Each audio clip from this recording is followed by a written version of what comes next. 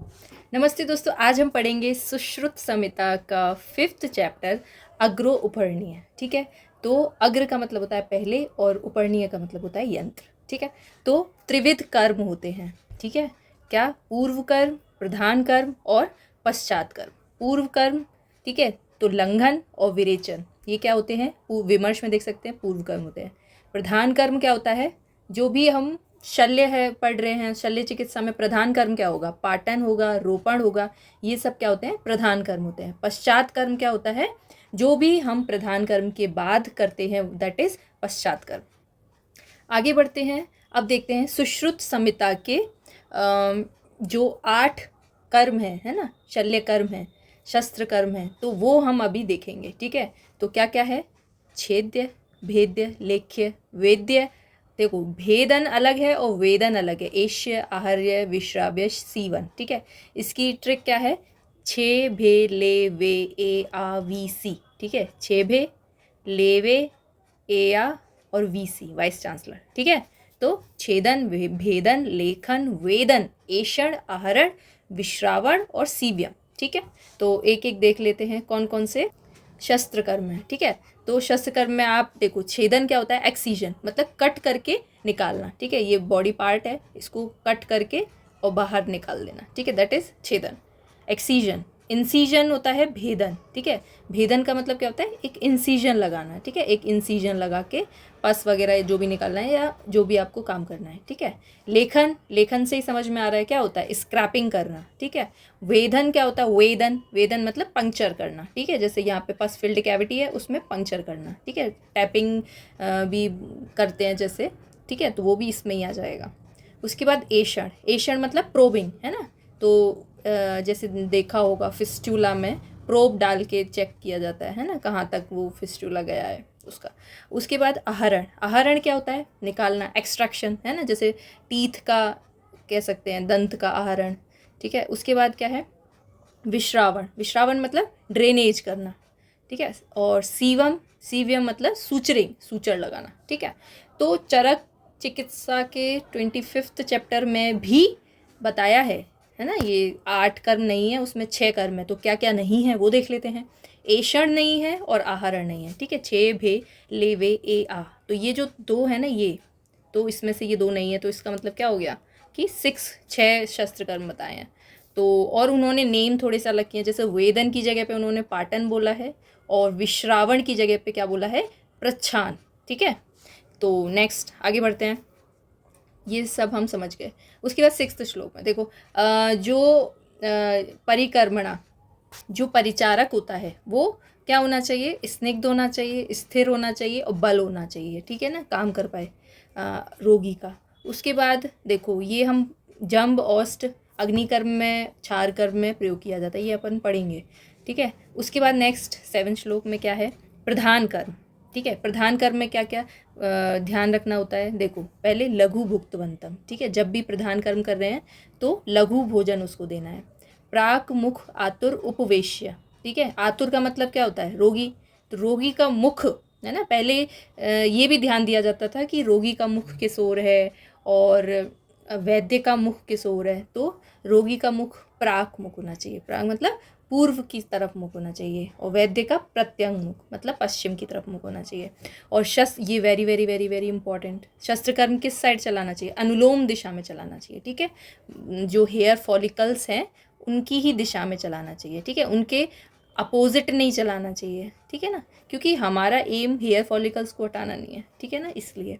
उसके बाद या फिर कोई जैसे हेयर फॉलिकल्स के अगेंस्ट कब करते हैं? जब हम मान लो कोई लोशन या फिर कोई लेप को एब्जॉर्ब कराना चाहते हैं। ठीक है, तो फिर वो प्रतिलोम दिशा में करेंगे।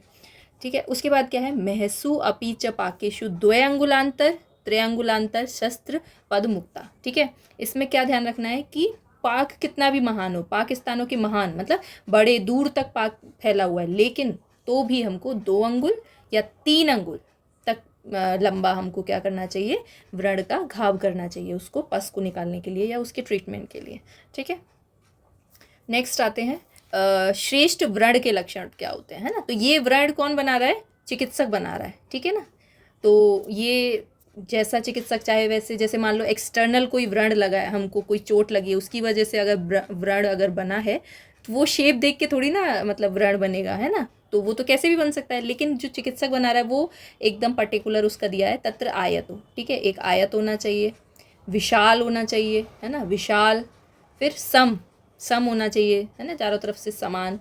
सुविभक्तो, प्रॉपर डिवीजन उसका। निराश्रय, है ना, निराश्रय यानी कि नो पस पॉकेट्स, मतलब उसमें पस नहीं रहना चाहिए बिल्कुल भी। लास्ट में मान लो पूरा ड्रेन कर दिया, थोड़ा भी पस रह गया तो दिक्कत हो जाएगी, फिर से वो पूरा कैविटी फिल हो जाएगी, है ना। तो इसलिए पूरा मॉडर्न में भी जैसे आजकल भी क्या करते, पूरा स्टेराइल होना चाहिए वो, है ना, प्रॉपर पूरा पस निकलना चाहिए, बिल्कुल थोड़ा भी पस नहीं रहना चाहिए, ठीक है। तो निराश्रय होना चाहिए, कोई भी आश्रय नहीं बचा हुआ होना चाहिए पस के लिए, ठीक है। ये सारे क्या हैं, व्रण के गुण हुए, ठीक है। अब व्रण के कर्म क्या है, व्रण के कर्म में क्या है, सेम है, आयतस्य विशालस्य, ठीक है, सम नहीं है लेकिन, ठीक है। सुविभक्तो भी है, निराश्रय भी है, ठीक है। और इसमें एक्स्ट्रा क्या है, प्राप्त कालस्य भी, ठीक है ना।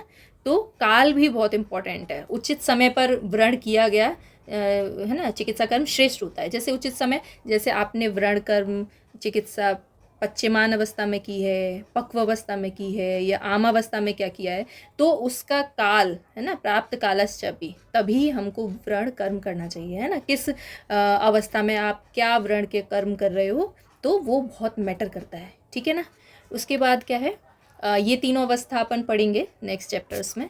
उसके बाद शस्त्र कर्म करने वाला वैद्य कैसा होना चाहिए, ठीक है, वेरी इंपॉर्टेंट चीज़ है ना। तो शस्त्र कर्म करने वाला वैद्य कैसा होना चाहिए, शौर्य, ठीक है, उत्साह, निर्भय, है ना, डरे नहीं उसको देख के। आशु क्रिया, फास्ट काम करे, है ना, बहुत क्विकली काम करना होता है। शस्त्र तैक्ष्ण्यम, है ना, तीक्ष्ण शस्त्र होने चाहिए जो भी इक्विपमेंट्स है।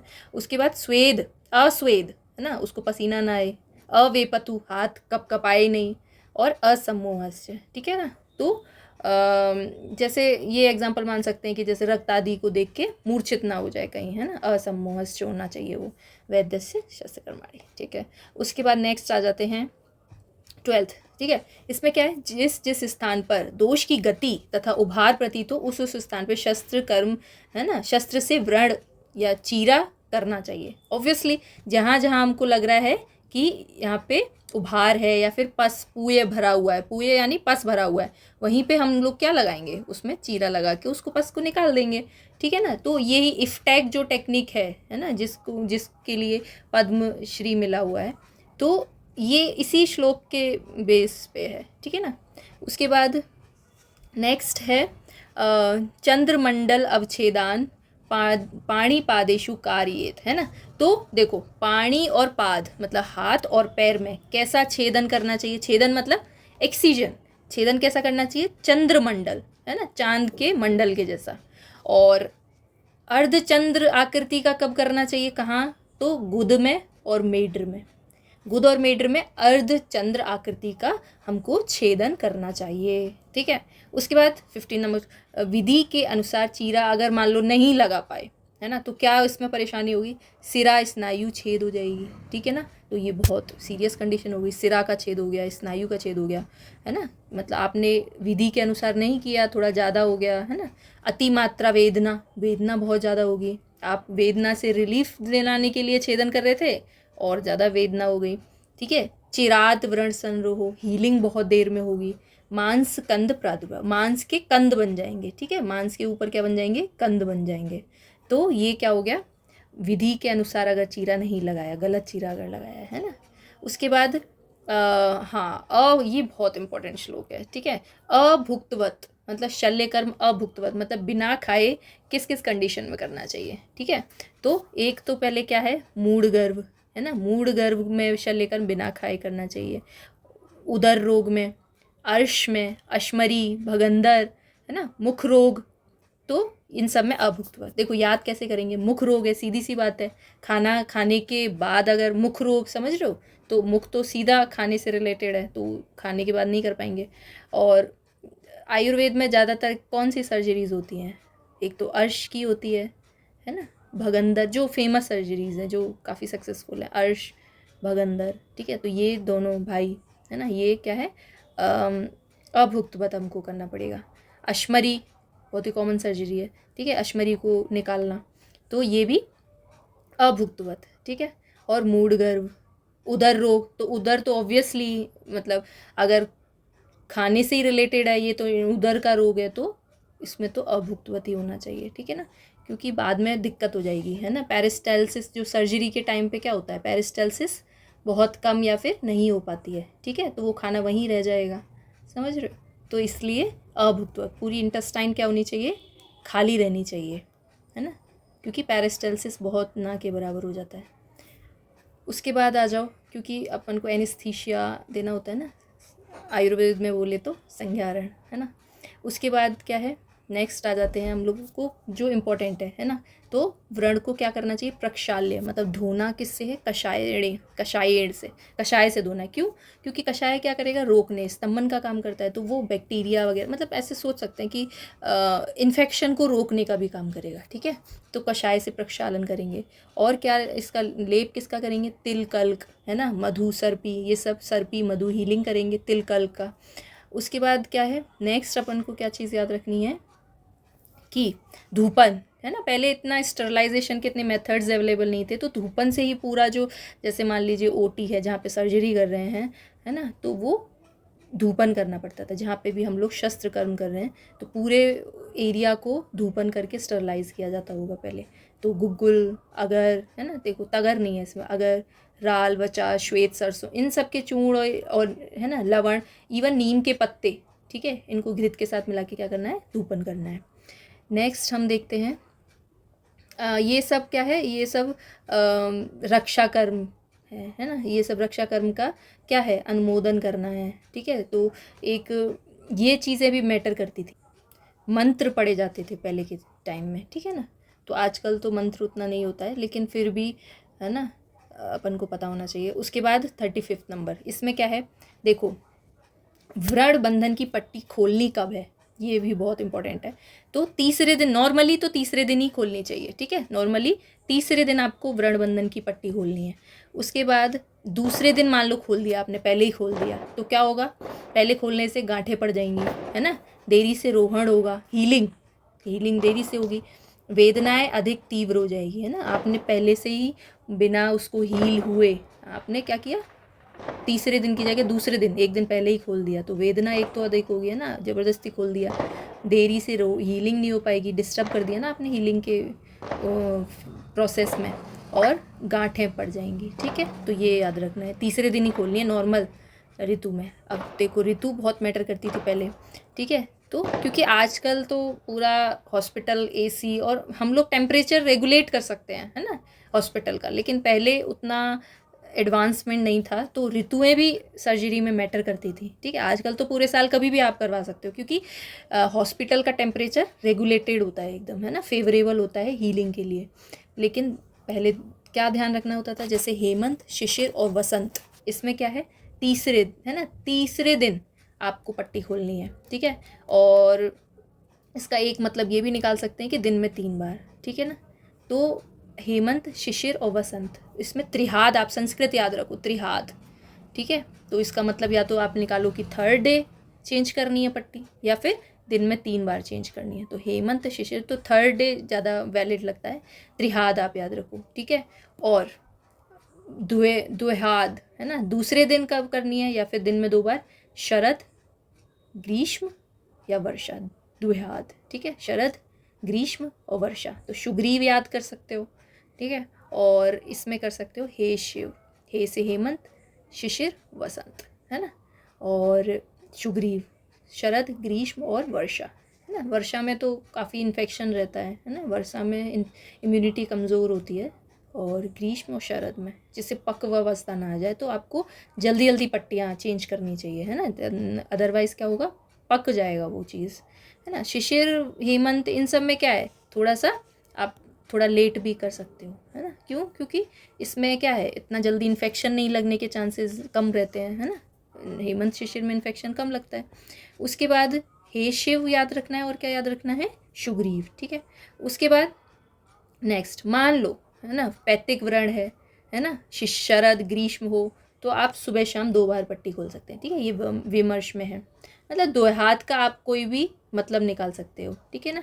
तो द्व्यात का मतलब आप जो भी निकालें, या तो दिन में 2 बार या फिर 2 दिन के अंतर पे, ठीक है। उसके बाद आप आ जाओ कि 41, इसमें क्या है, व्रण के पाक द्वारा अथवा तीव्र रक्तस्राव द्वारा हानि या प्राण भय की संभावना होने पर पट्ट मोक्षण के उक्त नियमों पर ध्यान ना देते हुए, है ना, इतने सारे जो नियम हैं उनको देखो, इतनी बहुत अच्छी सिमली दी है कि जलते हुए, है ना, जलते हुए मकान के प्रतिकार की तरह जिस किसी उपाय का लाभ पहुँचे वैसी प्रतिक्रिया। मान लो कोई घर जल रहा है, तो आप रूल्स रेगुलेशन देखोगे या फिर आग बुझाने की कोशिश करोगे, जैसे भी बुझ जाए, है ना, और लोगों को बचाने की कोशिश करेंगे, है ना। तो वही है, जलते हुए मकान की जो प्रतिक्रिया होती है वैसी ही अगर आपको मान लो कि क्या है, व्रण में पाक हो रहा है ना, या फिर तीव्र खून बह रहा है, तो जल्दी ज़्यादा खून बह रहा है तो आप पेशेंट को पहले बचाओगे ना। तो प्राण भय की संभावना अगर है तो आप इन सारे नियमों का फॉलो नहीं भी कर सकते हैं ना, मतलब उनमें ध्यान नहीं देना है, आपको पहले पेशेंट को बचाना है, ठीक है। ज़्यादा ब्लीडिंग हो गई तो दिक्कत हो जाएगी। तो इसीलिए वही सिमिली दी है कि जैसे मकान, जलते हुए मकान में जो प्रतिकार हम लोग करते हैं, जो क्रिया, जो स्टेप लेते हैं, वैसे ही हमको क्या करना चाहिए, पहले प्राणों की रक्षा करो, बाद में रूल्स रेगुलेशन फॉलो करो, ठीक है। उसके बाद क्या है, देखो, किसी शस्त्र की चोट से अथवा शस्त्र क्रिया के कारण व्रण में उत्पन्न हुई तीव्र वेदना जो कि शरीर को दुखित संतप्त करती है, तो उसमें क्या लगाना है, ये तो बहुत इंपॉर्टेंट है। मुलैठी के चूर्ण से युक्त किंचित उष्ण घृत का क्या करना है, सेचन करना है, ठीक है। तो मुलैठी से क्या करना है, थोड़ा सा किंचित उष्ण घृत में मिला के उसको सेचन करो, तो क्या होता है, हीलिंग फास्ट हो जाती है, ठीक है। तो ये चैप्टर हो गया फिनिश, और बाकी के चैप्टर्स आप देख सकते हो, ठीक है ना। और अष्टांग हृदय अगर पढ़नी है तो वो चैप्टर्स भी अवेलेबल हैं, ठीक है। तो थैंक यू सो मच।